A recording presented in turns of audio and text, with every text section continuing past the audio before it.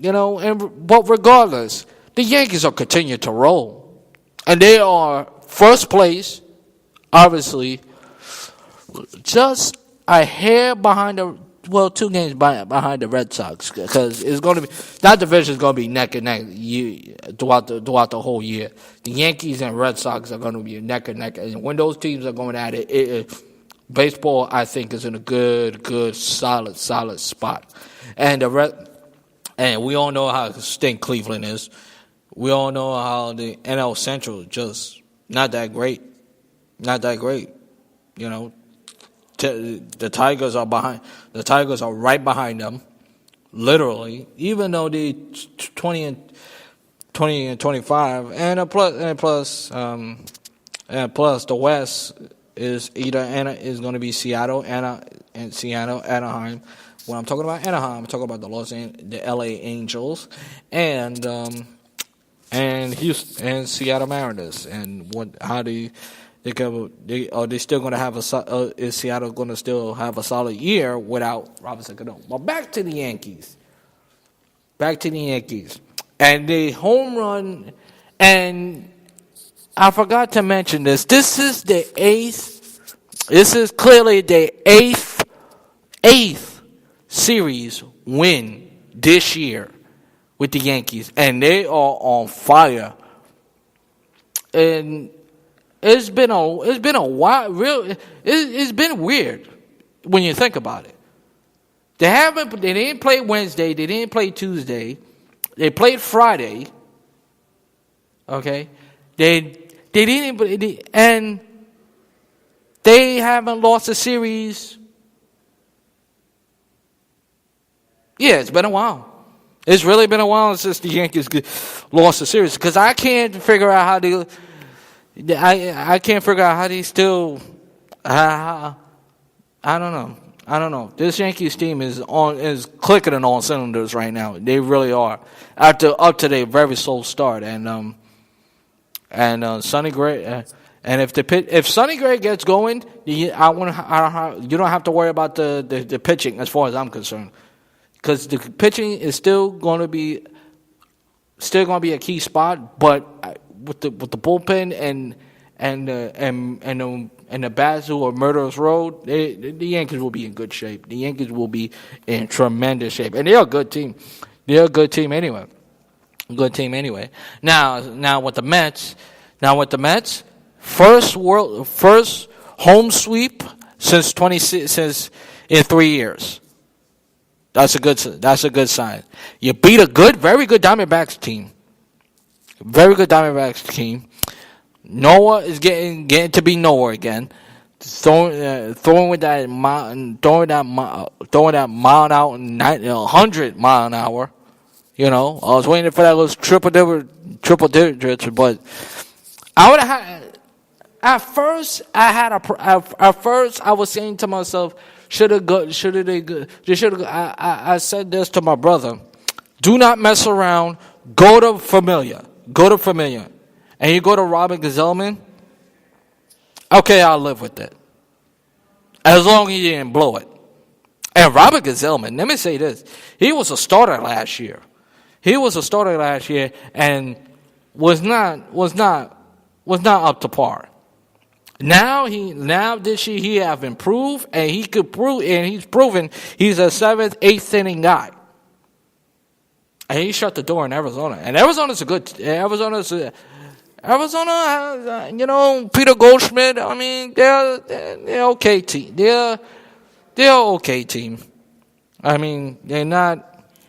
They're still. And here's the funny part: they're still in first place.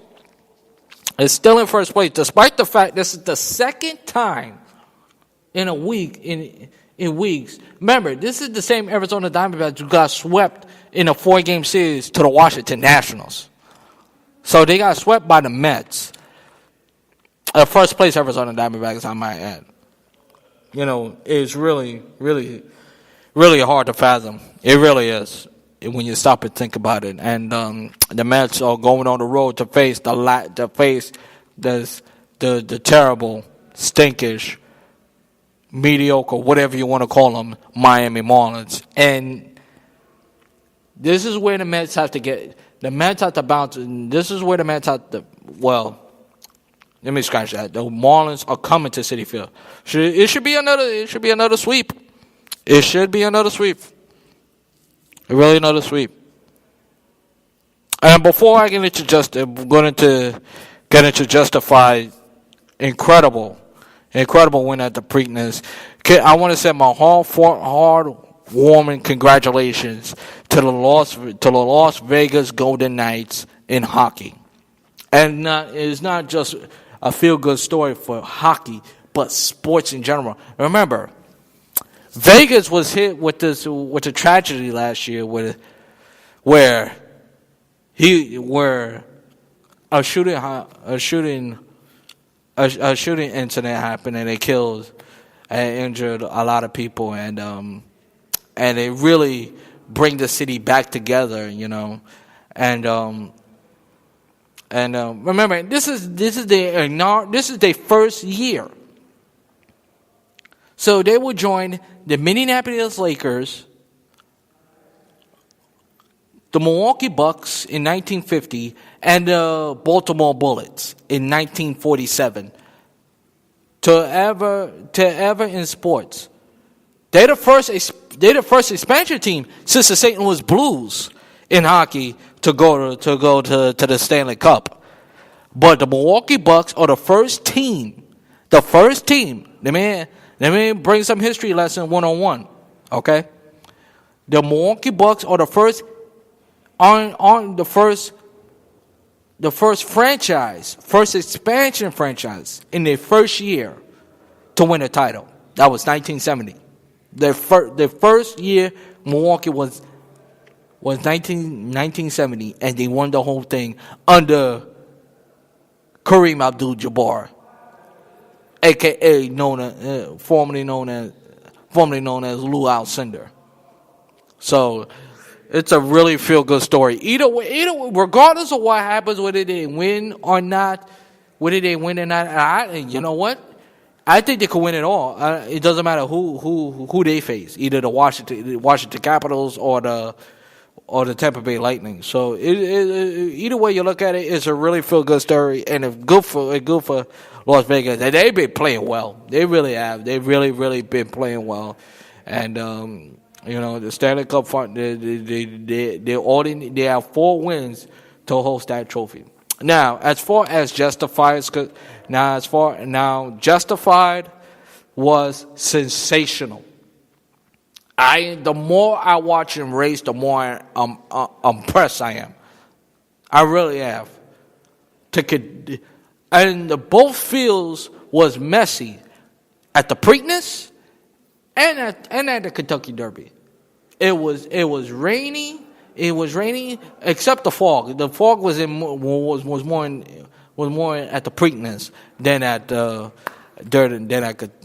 Kentucky Derby. But it was still a messy football weather. I call it football weather. But anywho, and usually the big favorite who wins the Kentucky Derby don't normally win the Preakness, because a lot of some horses drop in the Preakness. But I'm going to tell you this: I think Justified could win. I think we're going to mark my words. I think we're going to see another Triple Crown winner. You hear me? I think we're going to see another Triple Crown winner, and don't be shocked. You hear it from me. At the Belmont